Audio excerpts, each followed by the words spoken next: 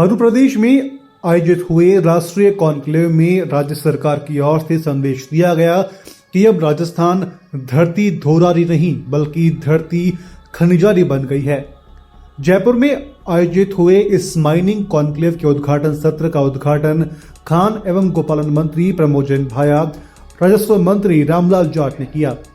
वहीं उद्घाटन सत्र में मुख्य सचिव उषा शर्मा, कोलंबिया की राजदूत मारियाना पाचेको मोंटेस आदि कई गणमान्य लोग मौजूद रहे। राज्य में पहली बार इस तरह के कॉन्क्लेव का आयोजन हो रहा है।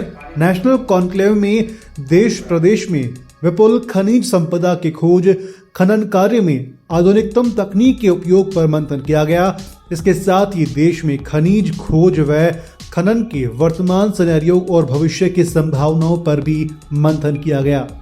मुख्यमंत्री जी की जो सोच है कि माइनिंग सेक्टर एक ऐसा सेक्टर है कि जिसको से प्रत्यक्ष और अप्रत्यक्ष रूप में जब इसका सेक्टर डेवलप होता है तो कई लोगों को रोजगार मिलता है। और इसी भावनाओं के अनुरूप मुख्यमंत्री जी ने जो पिछली जो भारतीय जनता पार्टी के समय जो नीति बनी, जो MMCR बनी, उसमें चेंज करने के हमको निर्देश दिए और मुख्यमंत्री जी की भावनाओं के अनुरूप हमने MMCR 2017 में काफ़ी परिवर्तन किए हैं और नीति भी हमने फाइनल करके लॉ में और फाइनेंस में भेजी है वेट के लिए। वहाँ से वेट होने के बाद में वो कैबिनेट से अप्रूव होगी और नई नीति लागू होगी। उसमें युवाओं को ST, SC, OBC, weaker section, विकलांग, सैनिक, रिटायर्ड, मतलब सभी का उसमें हमने प्रयास किया है कि सभी को उसमें प्रतिनिधित्व मिले और ये सभी सेक्टर माइनिंग सेक्टर में बढ़ चढ़ कर भाग लें और इनकी हिस्सेदारी कायम हो। तो आज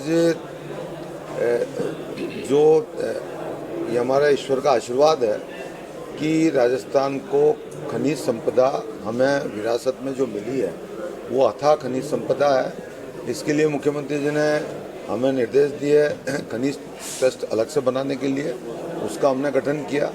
उसके माध्यम से नए नए ब्लॉकों की खोज की जा रही है और उसी का परिणाम है कि ये 3.5 साल में 1,500 से ऊपर प्रधान खनिज के ब्लॉकों की नीलामी की, 13 से ऊपर हमने प्रधान खनिज के ब्लॉकों की नीलामी की और हमारे प्रदेश की खनिज विभाग की कार्यप्रणाली की प्रशंसा केंद्र सरकार ने भी प्रशंसा पत्र देकर हमको सम्मानित किया। ये विभाग के अधिकारियों ने जो मुख्यमंत्री जी की भावनाओं को मद्देनजर रखते हुए जो टीम भावना से जो काम किया ये उसी का परिणाम है। और रेवेन्यू की भी हम बात करें तो कोरोना महामारी के 2 साल होने के बावजूद भी रेवेन्यू सेक्टर में भी ऐतिहासिक रिकॉर्ड वर्तमान समय में बनाया है। कैबिनेट में प्रस्ताव लिया और प्रभावी रूप से पैरवी की राजस्थान की ओर से। उसी का परिणाम रहा कि वो रेती की समस्या का समाधान हुआ और वैध बजरी का रास्ता प्रशस्त हुआ।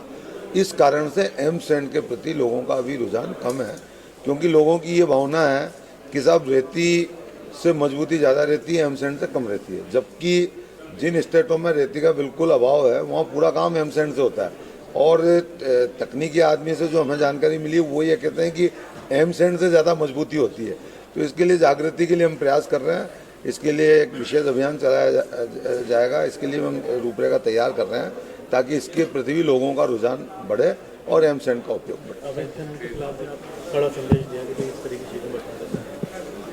अवैध खनन भारतीय जनता पार्टी की गत सरकार में ये एक फोड़े के रूप में पनपा और उन्हीं की सरकार में इसने नासूर और कैंसर का रूप धारण किया।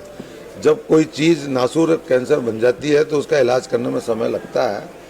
हमारे लोकप्रिय मुख्यमंत्री जी ने जब हमें निर्देश दिए इसके लिए विशेष अभियान चलाए गए और विशेष अभियानों में माइनिंग विभाग के साथ साथ रेवेन्यू, पुलिस, वन विभाग, सभी कई विभागों को उसमें शामिल किया गया।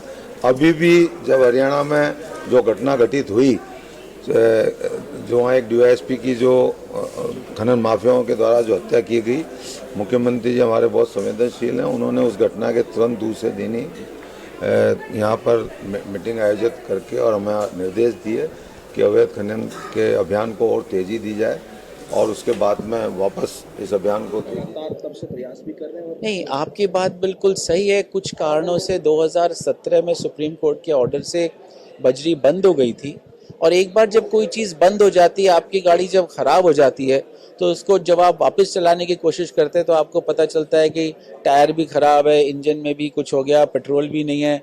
तो हमने धीरे धीरे करके उसको स्टार्ट किया है। लगभग 8 महीने चालू हो गई है। कुछ कोर्ट के ऑर्डर से थी, कोर्ट ने भी ऑर्डर्स किए, कुछ पे वसूलियाँ थी।